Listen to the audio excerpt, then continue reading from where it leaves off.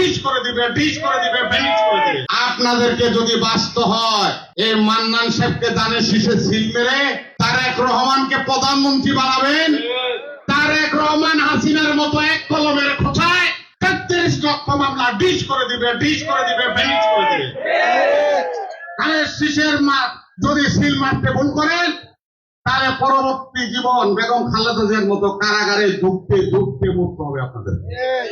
কারা সিটি কর্পোরেশনের বাথরুম গোসলখানা, কারা কসাইখানা উমরা হজে গিয়ে লুটপাট করেছে। সাইলো ভাইয়া লুটপাট করলেও বলতে পারতাম যে বিশাল বড় একটা নিয়েছেন। সিটি কর্পোরেশনের বাথরুম, সিটি কর্পোরেশনের কসাইখানা, সিদ্ধিরগঞ্জের 3টা গরুর হাট, 1 নাম্বার, 3 নাম্বার, 7 নাম্বার, আপনারা এত সহসায় ভুলে গেলেন। অনেকেই এখন তার পিছনে পিছনে ঘুরেন, অনেকের পিছনেই ঘুরেন। আপনাদের গরুর হাটে নিয়ে গেছে, ভুলে গেছেন? ভুলেন না, ভুলেন না।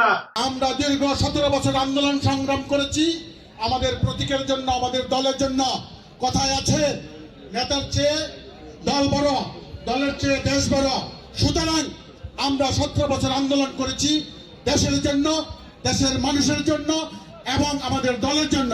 দল যাকে মনোনীত করেছে আমরা তাকে সাধুবাদ জানাই এবং সিদ্ধিরগঞ্জ সোনারগাঁ থেকে তাকে ধানের শীষে ভোট দিয়ে আমরা জয়যুক্ত করবো ইনশাআল্লাহ।